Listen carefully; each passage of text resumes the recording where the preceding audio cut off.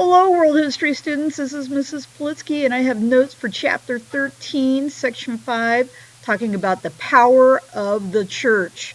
As we go along, make sure you have your guided notes so that you can follow along and get your information that you need. Here we go.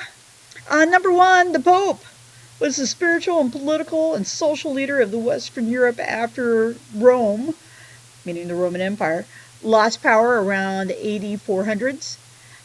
The Mass or Masses were church rituals said in Latin during which the Eucharist was shared.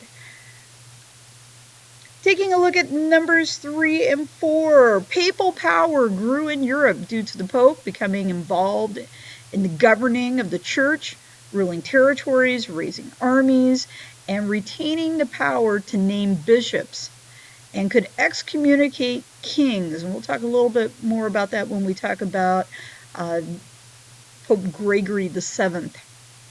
Bishops made most of the decisions for the church during the Middle Ages. Number 5, we're going to talk a little bit about a schism. Schism is a split, and at different periods of time, the Roman Catholic Church had experienced a few different schisms. One of them happened when the Roman Empire split in half. But the other one that we're going to talk about is coming up when we discuss some of the things that are going to happen with the rise of the Reformation.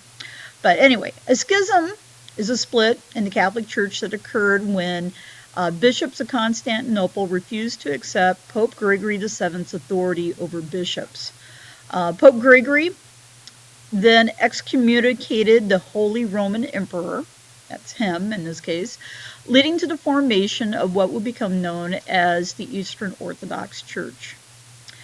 As a result, Pope Gregory VII gained authority over the Holy Roman Emperor when he excommunicated Henry IV and called for his overthrow. Before Pope Gregory VII, kings were given the opportunity to choose their religious leaders, such as bishops and popes. As a result of that, Henry eventually acknowledged the authority of the papacy. Number 7, 8, and 9. Monasteries in the Middle Ages adopted stricter rules opposed to those people who were priests in different parishes. Monks stayed out of politics, unlike certain priests or bishops, and they simplified their lives.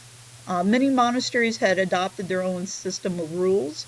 You could talk about the rules of St. Benedict being some of the first. Nevertheless, in number 8, the Pope, bishops, and priests were what we would call secular clergy. And we still refer to them today as secular clergy, while monks and nuns form what we call the regular clergy. Most nuns today are with some religious order. So you could have like the Sisters of Mercy or the Franciscan sisters that were here at St. Francis years and years ago. Okay, they are considered to be regular clergy, as crazy as that may seem. The Franciscans and the Dominicans were some of the first religious orders that we would see. Many were well-educated friars who chose to live a life of poverty and preaching. The neat thing about our Franciscans that we're not going to have here is that they had a tendency to live among the people, whereas Dominicans had a tendency to live behind the walls of the monastery. And same with Benedictines. The Franciscan friars liked to hang out with the people, the common folks, and did a lot of preaching basically in the towns rather than behind the walls of a monastery. All right. Anybody want to say goodbye? All right. Have a great day.